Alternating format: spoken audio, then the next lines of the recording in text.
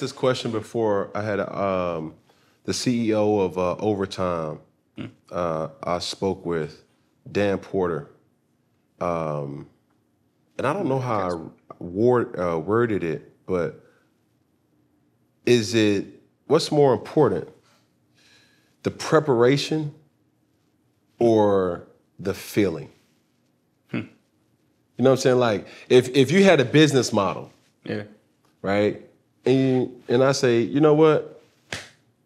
Talk to me, Ryan. Like, what do you got? Okay, right here, Doc, we did all the numbers. Like, we want to put gathering spot right here because it's the economic, it's about to be an economic boom over the next couple of years, da-da-da-da-da.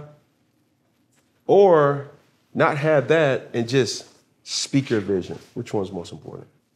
I'm a preparation guy. Like, I think you have to, there's certain things that you have to be ready for the moment. And like, if you haven't done the work beforehand, probably gonna get ate up in certain business conversations all day, because folks are gonna start asking you things that they're going to expect are fundamental, and if you can't give just the basic answers to how you've been thinking about it, a lot of times indicating that you've been thinking about it over time.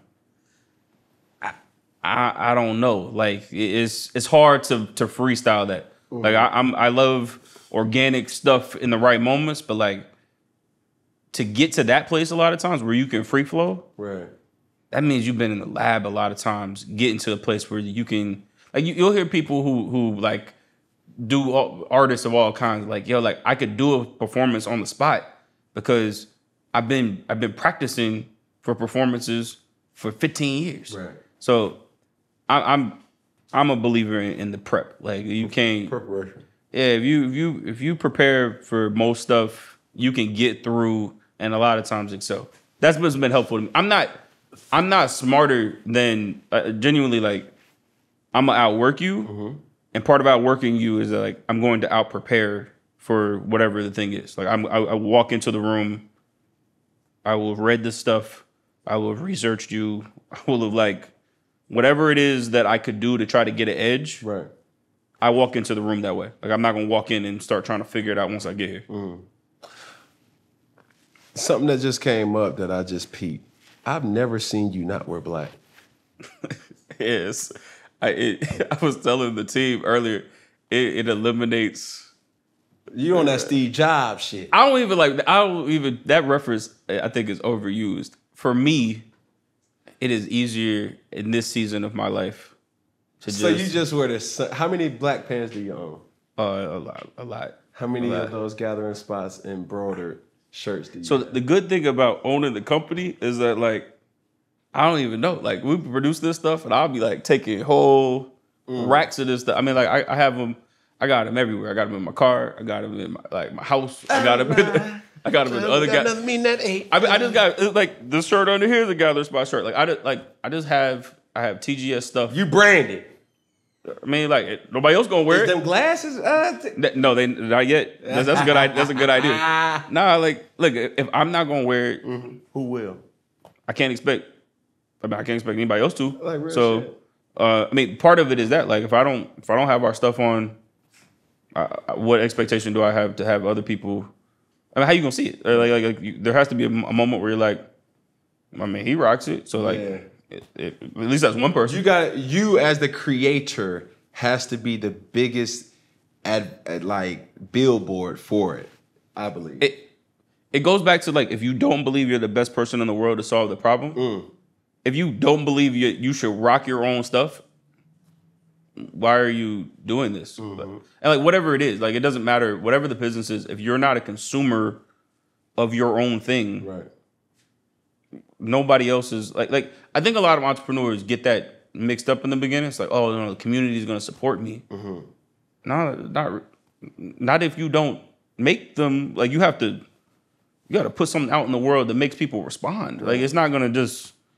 You can't be entitled to it. It's not coming just because you feel like it should. So I want to really get into this list of really speaking on the gathering spot, but you have an art to, me being a quarterback, making people believe.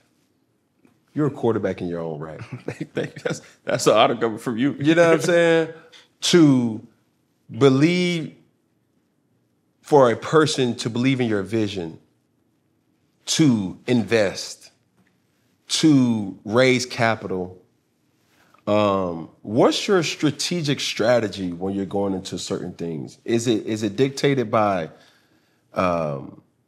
just status? Do you have the same pitch? Have you said certain things so many different times that you just, like, talk to me? It's changed a lot. And I had to get a lot better, right? When we started, I didn't understand the fundamentals of investing, to be honest, right? So I would go into the conversation and I'd be talking about all the stuff that I thought was cool and like all the things we were going to accomplish.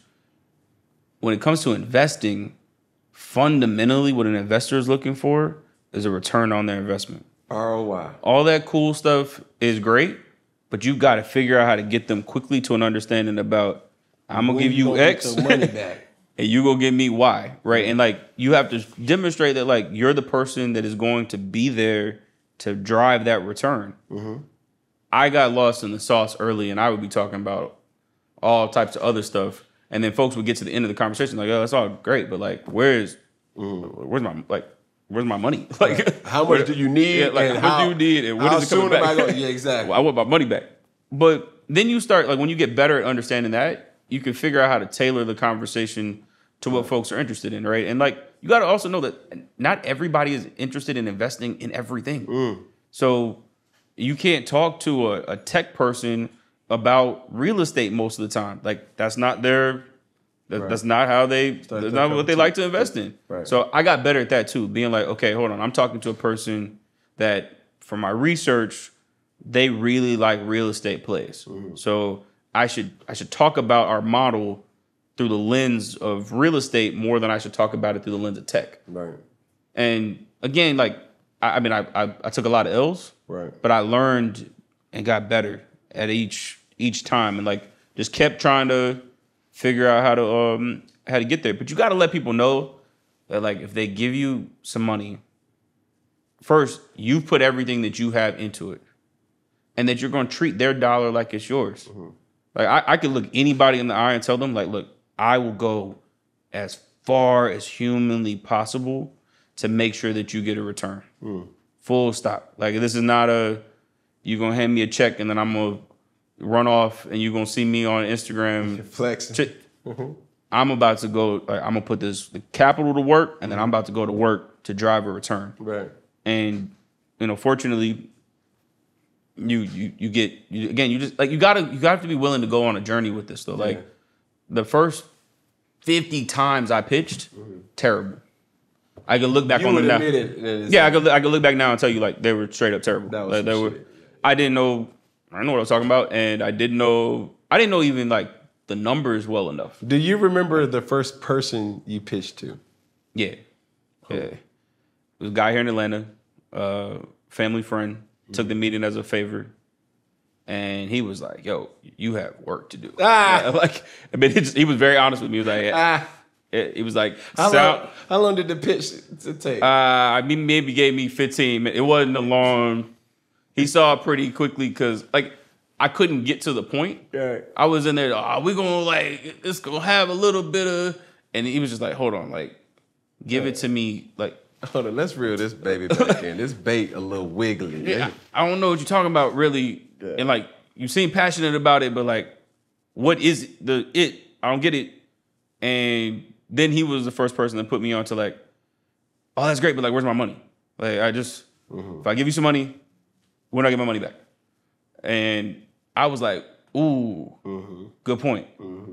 So, we're gonna get it back to you. And he was like, nah, that's not. It's fraud. He was like, that doesn't, like, you need to be very specific about how I want my money back. Like, this is gonna be a different type of relationship. Right. If I don't get my money back. I swear to beans. So yeah. I still didn't fully understand after that conversation, but, like, I started to get, okay, like, hold on. Investing is not about friendly. It ain't about who's going to have the best friends. It's going to be who has the best model to drive a return. And we ended up raising a decent amount of money.